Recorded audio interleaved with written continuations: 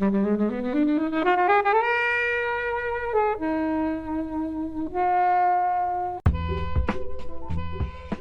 gag rate in this is so good, especially on rewatch.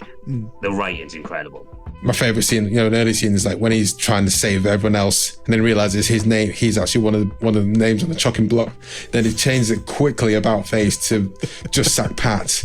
That's the kind of cowardice. This is the kind of guy we're dealing with here. There's a really tight roster of characters around him, played by Colm Meaney is fantastic in this. Tim Key is great. All the characters are really funny and are given their own moments. Even if you're not a Partridge fan, it is a genuinely funny film. Back of the net. Yeah, exactly. Hello everyone, welcome to Flixwatcher podcast. Joining us today we have Will. Hi there. Russ. Hi. And as always, Kobe. Hello. And we're here to talk about Alan Partridge, Alpha Papa. Thank you as always to the mighty people for the mighty, mighty tunes. And thanks to Ben from Rockwood Audio for his awesome editing skills. Please do remember to write a review and rate us on Apple Podcasts and anywhere you can do where you listen to the podcast, because it really does help us. And you can join in the conversation with us on Twitter at FlixWatcherPod and on Instagram at FlixWatcher. Hello film fans, welcome to Flixwatcher podcast. Joining us today we have Will and Russ. Russ, over to you to say hello to our listeners and tell them a little bit more about who you are and what you do, please. Hi, so I'm Russ. I am the host of Not Just for Kids, which is a podcast that looks at family films and the movies grow throughout the ages. And tell us about the family films, why they're important, why, because I think the line "not just for kids" is quite an important one. I think historically kids films were supposed to be the ones you don't want to watch, but now they're just good films that you want to watch and happen to be aimed at kids as well as adults, aren't they? Critics tended to be a bit snobbish, I think, about kids films. Quote children's films, yeah. Yeah, and it does exist partly because of that, because of that kind of attitude that is in film. That, I mean, animated films don't get nominated for Best Picture that often and stuff like that. So there is this expectation that kids films, animated films are lesser films, but they're the first films we watch. So I kind of set this podcast up during the first lockdown because I was A, bored and wanted to talk to people about films, and B, want to talk to people about the films we all watched growing up and the kind of films that impacted us. So it's been going for a couple of years, and I talked to some great guests. I talked to podcasters, I talked to directors, I talked to writers, basically anyone who I think is interesting or I come across online I think I'd like to talk to about films. I'll invite them on, and yeah, we have good chats about films. I introduced my son who's 2.5, and he watched Paddington for the first time the weekend. And also introduced my wife, who'd resisted for however many years. I said, go and watch Paddington. It's amazing. So you do get people. It's hard for some people to get over the kind of edge of this is a cartoon bear. But when she watched it, she was completely taken by how awesome Paddington is. So it is really good when you get adults and kids enjoying things. And now all he wants to eat is marmalade, and you literally try to lick it out of the jar. Amazing. Will, who are you? Hi, I'm Will. I'm a contributor on a few podcasts. I've done Russell's a few times. We did a mini-series, The Jurassic Park Connections. I've recently just done a mini-series of the Caged In podcast with Petros, which was about The Offer, the Paramount Plus making of the Godfather show. So I did that. But yeah, I've been on Russell's, I've been on Petros, I've done a few podcasts. Well, it's your choice for the film today, which is Alan Partridge, Alpha Papa. Will, can you tell us first of all why you chose it, and then I'll get the timer, and you'll have 60 seconds or less to tell us the synopsis. Yeah, as well as films, I absolutely love comedy, and I've always been a massive Alan Partridge fan since the early days when he used to do the radio stuff on the day-to-day. So, yeah, when the opportunity came up and I just realised it was on Netflix, I just thought, well, it has to be done because I love everything Steve Coogan does. And Alan Partridge, for my money, I think is probably the best comedy character we've ever had. So, yeah. Okay. It's a big claim. Let's get a timer. Okay, 1 minute. Timer starts now. Okay, Alan Partridge is the former star of BBC, is now working for North Norfolk Digital, a station which is heading for a revamp to Shape FM. Rumours are swirling regarding getting rid of the senior members of staff. So Alan takes it upon himself to help them, but in the meantime, he actually makes it worse to benefit himself and gets his colleagues sacked, resulting in a siege with hilarious consequences. Excellent. Is everyone here an Alan Partridge fan? Yes. Everyone knocks ahead. Of course, this is going to be easy. I think the main concern with any TV show come film is the quality of that transition, and it often doesn't necessarily pan out that quite well. I think we've had the in-betweeners, which, well, for me, work well. I don't want to put words into other people's mouths, so it can work and has worked quite recently. But then there are definitely cases, perhaps over the 80s ones, where it's just people going on holiday somewhere where they've not panned out so well. So, what did you guys make of this transition of? First of all, what are your thoughts on Alan Partridge in general, and what do you make of this transition from TV show and radio to film? Let's go for you, Helen. So was Knowing Me, Knowing You, or was it I'm Alan Partridge that came first? I can't remember which order. Knowing Me, Knowing You was before that, but that's not the first time it was on TV. Yeah. Yeah. So that Knowing Me, Knowing You, and I had the video box sets because I was that cool of that, and so I think Alan Partridge is one of the funniest characters on screen, and I'd seen this before, and I don't think I remember it being as funny, and I think it was the welcome film of silliness that I needed right now. So, but yeah, like there's just too many classic Alan moments and lines. I particularly love it when he ended up living in the travel lodge. I think that was probably peak Alan for me, particularly the one where he dresses up as a zombie using items from the hotel. Tungsten tip screws. Tungsten tip screws. And he's got the flex from the Corby trouser press as his tail. And he gets gas from eating Scotch eggs. And his little fantasies he has with the executives and his would you like me to lap dance for you? Oh, Sunday, bloody Sunday. There's just so many great lines that have worked their way into general conversation in my life. So yeah, I'd say that I'm a big fan. Go on to yourself, Russ. I think I find Alan Partridge most compelling when it's him as a person as opposed to like a fake TV show. So the I'm Alan Partridge is incredible. It's hilarious. Also really tragic because we're just watching someone like essentially go through a really long breakdown over 2 seasons, and he gets better, but it's just he's at a very low point at the start, and it's very funny but also really compelling.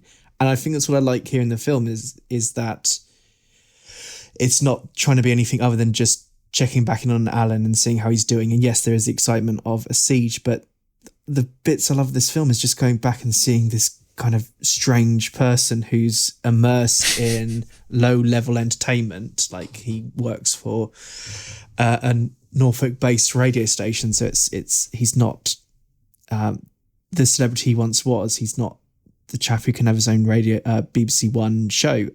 So I find him a really compelling but also tragic character. And the times I'm most drawn to him are the I'm Alan Partridge ones because they feel really interesting to watch. I've recently got BritBox because I did an episode on Carry On and watched 22 of them in like 3 weeks, which I wouldn't recommend as a way to watch Carry On. I'll be honest, there's probably about 4 good Carry Ons amongst the 22, but I've kept it, and me and my partner loves Alan Partridge, basically that kind of like era of BBC sitcoms, and so we've rewatched them all. And aren't they on all an iPlayer? It's lovely. Are they an iPlayer? Maybe.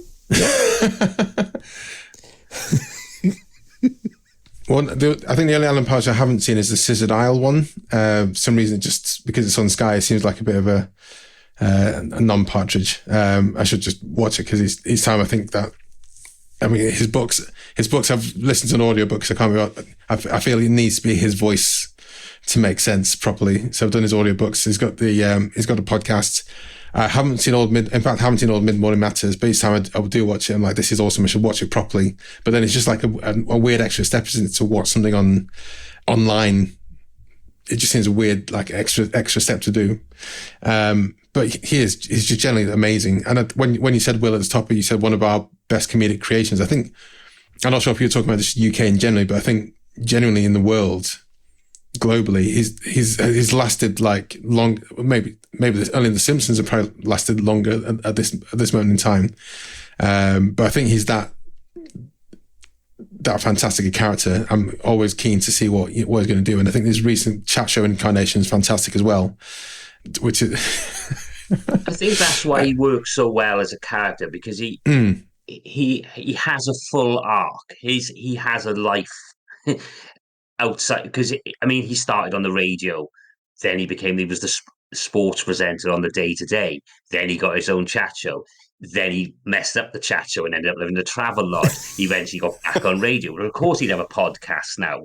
So he has had a full life along with.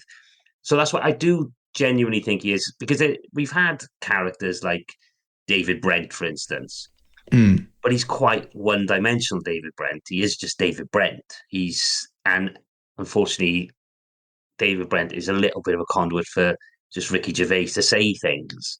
Whereas Alan Partridge is a genuine character who has had I don't know, he's done.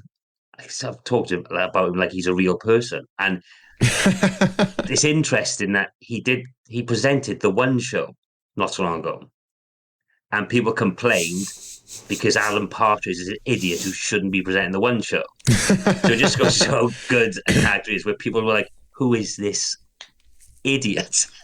Yeah, I do think he is.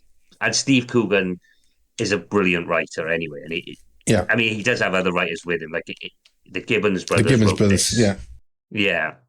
I mean, they made a massive change because I think they came in for Sis Dial, Mid-Morning Matters, the Gibbons brothers. So, yeah, they've given him a new lease of life. But, I just think he's brilliant.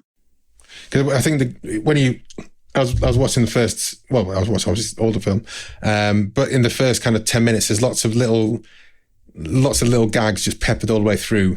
And that's not the first Armando Iannucci iteration of Alan Partridge, where he's a bit more broad and just abrasive with people.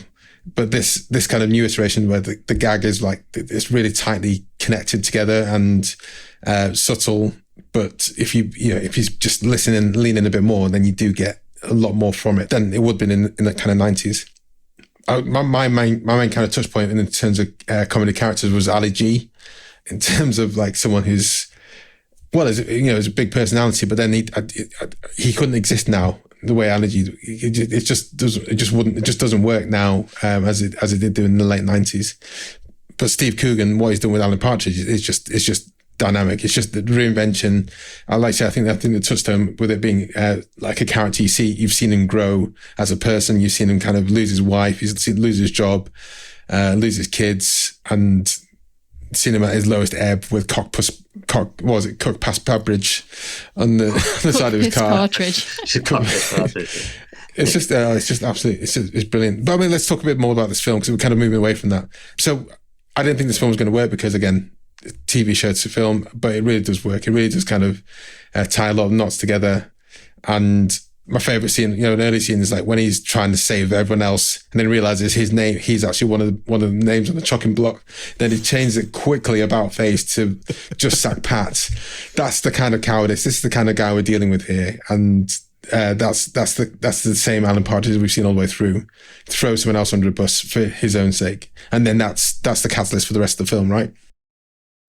Yeah, this is like it's the broadest iteration of Partridge, because it is most Partridge, but you still have these callbacks to the things he's done before with his, with the assistant. And, yeah, and it is typical Partridge, where he will throw anyone under the bus. And again, the same with when he realizes that he is Siege Face. So he puffing his chest, thinking, I can make this about me, which is exactly what Alan Partridge always does. But what I like in his about this fantasy land then. Yeah. He has his fantasies. Yeah, and I think what I like about this one, even if you're not a massive Partridge fan, it's still funny because the gag rate in this is so good, especially on rewatch. The writing's incredible. And there's a fair bit more slapstick in this, I thought, than previous Partridge. I mean, you've got the bits where he gives you here's your cheese, your mother, and he smacks him in the face in I'm Alan Partridge. But scenes like him crawling out the window and losing his trousers, and then how does he end up in a septic tank underneath the bus, and and Colm Meaney's about to have a shit on him, kind of thing. And then it comes out, then septic tank detaches from the bus. Yeah, that kind of stuff it's taken that to a different level as well as the gags. I felt there's a few more. The sight gag level also increased in this versus previous Partridge iterations, and I think that's why it does work as a film. Where the other ones are a bit more contained, aren't they? As well, they tend to be like it's in a Travelodge or it's in the studio, Mid Morning Matters, or the Day to Day, or Knowing Me, Knowing You. It feels more cinematic almost. There are sequences in here that feel cinematic because it is a film, so it has to obviously expand out as other successful TV to film transitions do, and there is that quality to it. And also in the plot itself, like Alan doesn't really have these kind of plots where a siege is taking place and there are guns and there are people being hit in the face by Alan at one point. And also I think it helps that it's not all about Alan, that there's a really tight roster of characters around him, played by Colm Meaney is fantastic in this. I love him. He's heartbreaking and funny. Tim Key is great. All of them are great. Like all the characters are really funny and are given their own moments. Like, even though Alan is a narcissist, that doesn't mean the film is entirely all about him and his ego. There are other people floating around him. I love the Sean Pertwee brief appearance from him as one of the police officers who's particularly aggressive towards Alan. He uses its supporting cast well.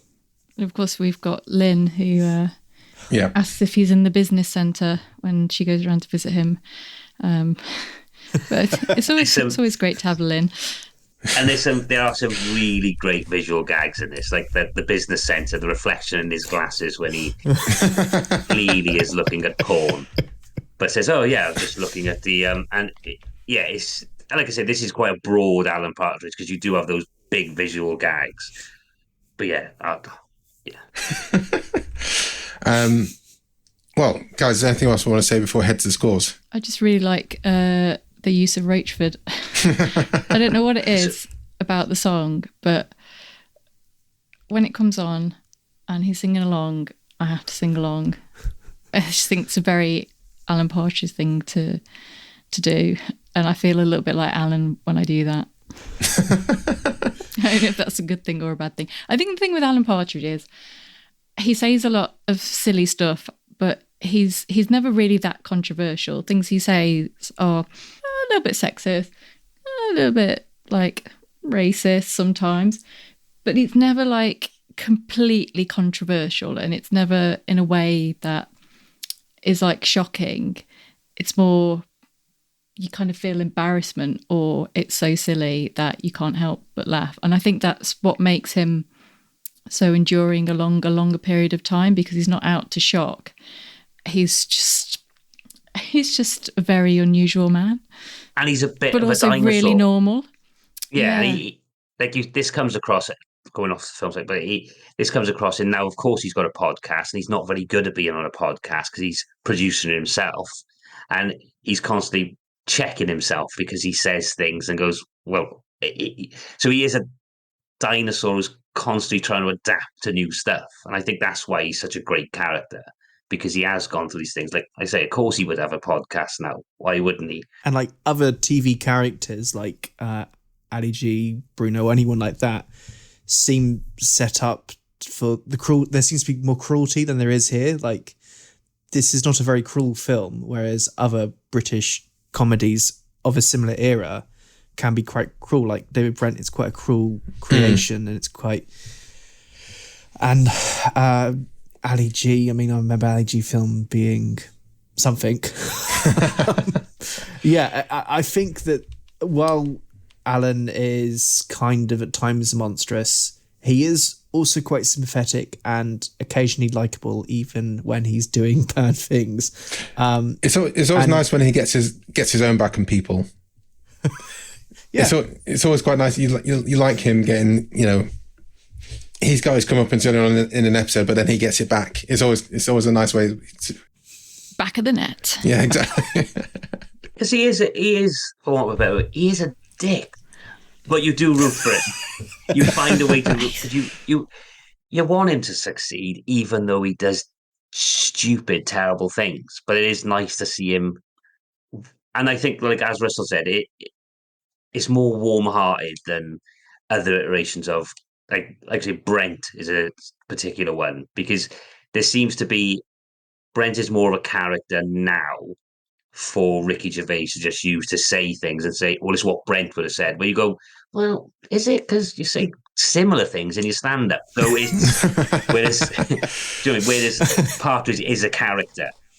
He has none of the beliefs of Coogan. So David Brent versus Ricky Gervais, if you wouldn't know, if you had a picture of David Brent, or if you had a picture of Ricky Gervais, you wouldn't know if that's David Brent or Ricky Gervais. But when you have Alan Partridge versus Steve Coogan, like, well, that's Alan Partridge, like straight away, it's just like a demeanor shift straight away. That's Alan, it's not Steve. But let's set the score, guys.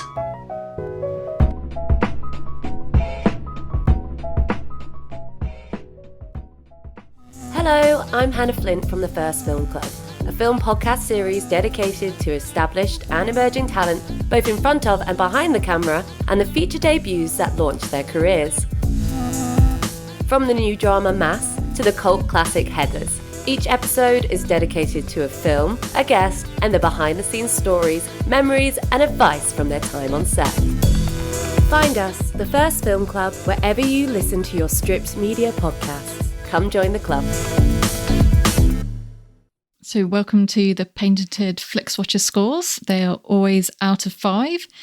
If you're inclined for decimal places, please go for it. And we will start with you, please, Will, with your recommendability. I would go a 4.5 for Albert, because it's such a, even if you're not a Partridge fan, it is a genuinely funny film. And it's warm-hearted, and things can be a bit bleak at times, so just need a bit of a laugh. So I would go, 4.5. So I just think about the tug line, the tug gag, where he's caught here on the end of the rope.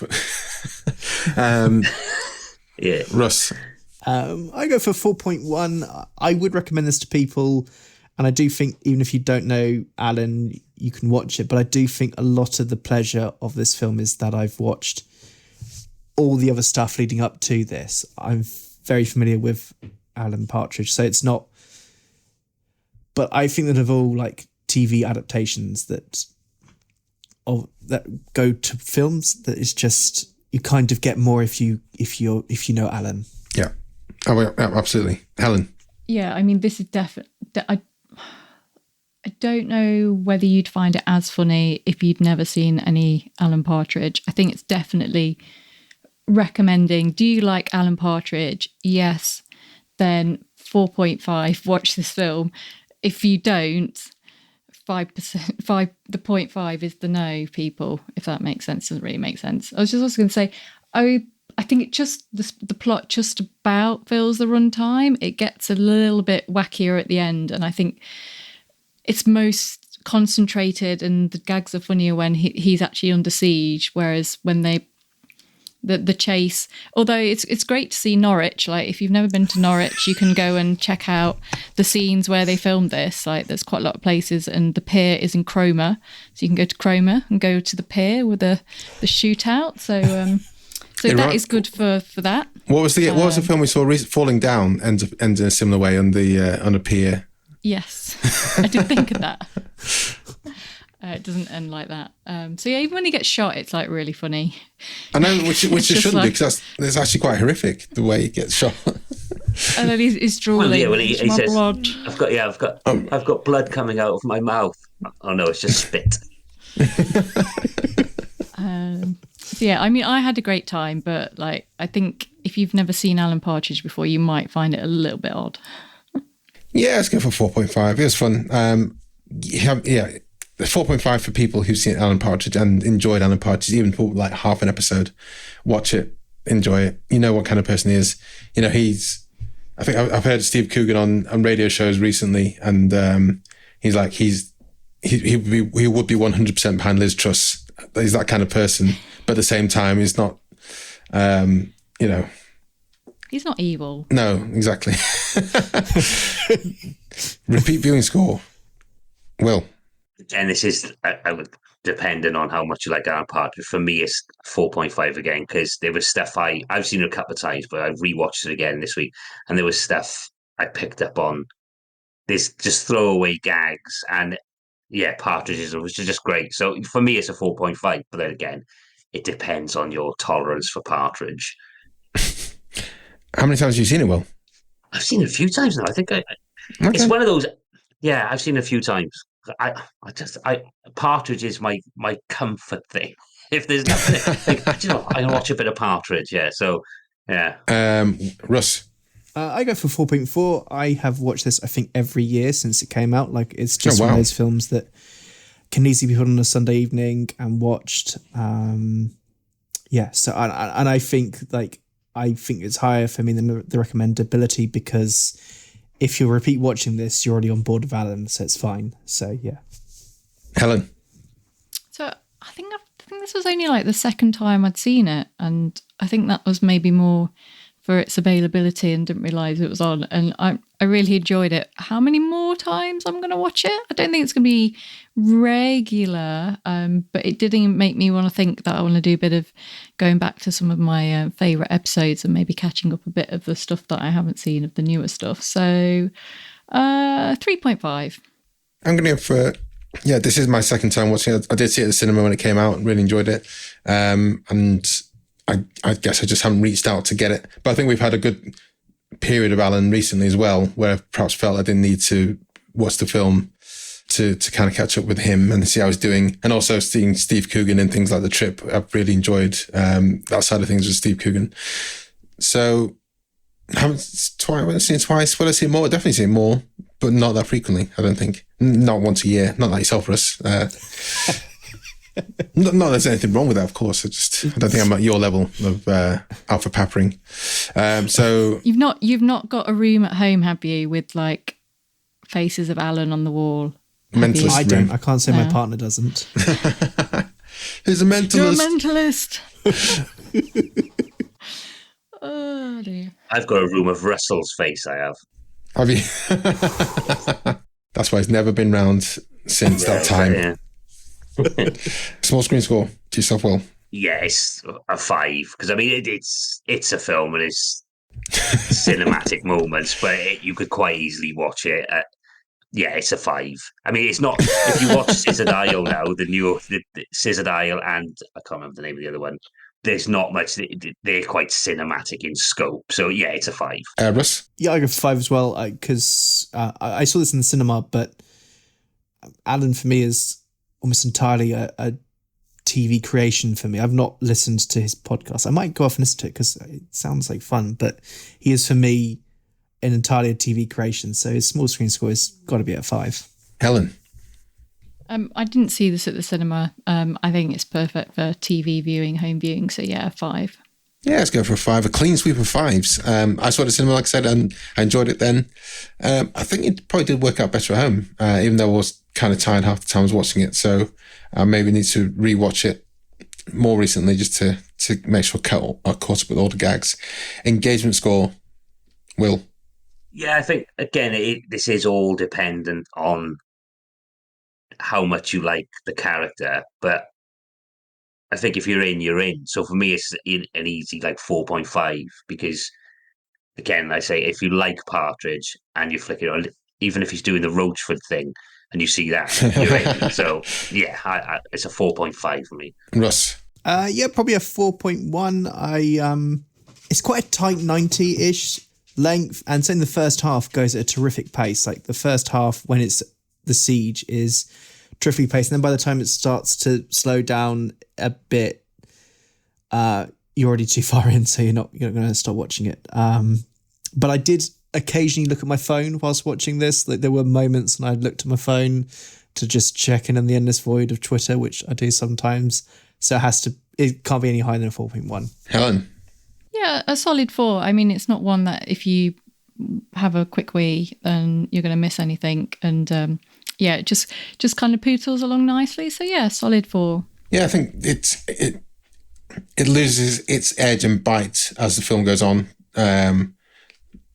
I think your term "wacky" was, kind of said it perfectly. Like, just being inside of a septic tank in the first instance is like, how have you come up with that idea? Yeah, let's go for 4. That gives us an overall score of 4.41250. Guys, that's high. That's good. It's very high. Yeah, it's good. It is very high. I'm going to dive into our scoreboard here because I want to see where it kind of ranks there. Guys, anyone who's listening, if you want to find out how we've ranked all of our films to date, go to flixwatcher.tv/scoreboard. I can't type as fast as I can speak. And you can see at the top there. So our top scoring film is joint number 1, and you can sort it by the overall score.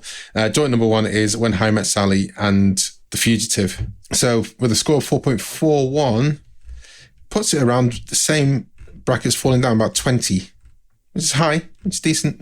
Yeah, it's good. Behind Clueless, Shaun of the Dead, Point Break, Inception. Fair play. So we did have a good response from people on Twitter. So if you're listening, do follow us on Twitter. We are at FlixWatcherPod. And look out for a shout out like this saying, we're reviewing Alan Partridge, Alpha Papa with Russ Loves Movies and Will Chich. Have you seen it? Give us your thoughts. I'm going to score out of 5 stars for an on-air shout out. And that's just a call to you guys to say, yeah, I know about film, I like it or I don't like it, and you get to get your own little rating in there. So we've had a few responses today.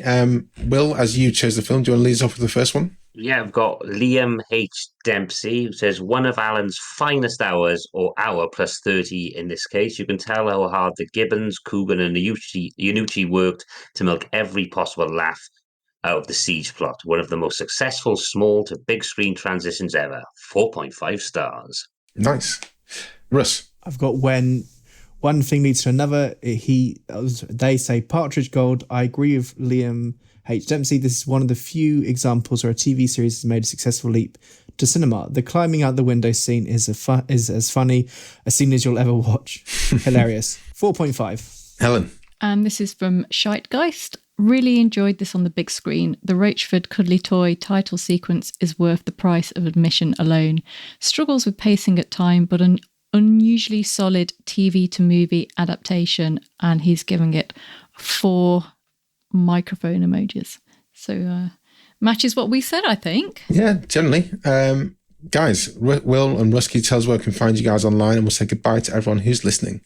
Let's go with yourself, Will, first. Yeah, you can find me on Twitter at Will Chich. Occasionally, anytime I'm on podcasts or anything, I put it on there. I'm going to be doing a series with at Caged In again soon. But yeah, anything I put on, I'll put on at Will Chich on Twitter. And Russ? And you can find me at Russ Loves Movies on Twitter. That's where I post anything I write or any podcast I pop up on. And my own podcast is Not Just for Kids, which you'll be able to find whatever podcast platform you're using.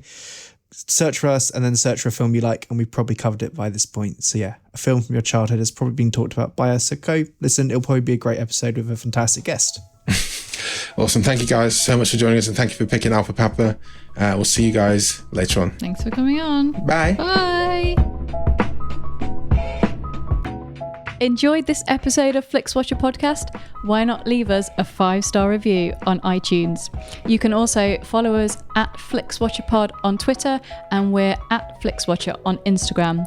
Thanks as always to the mighty people for their mighty tunes, and Ben from Rockwood Audio for his awesome editing skills. If you're looking to get your podcast edited as sweet as this, get in touch with Ben, and that's Rockwood, ROKK Wood Audio. Tell them Flixwatcher sent you.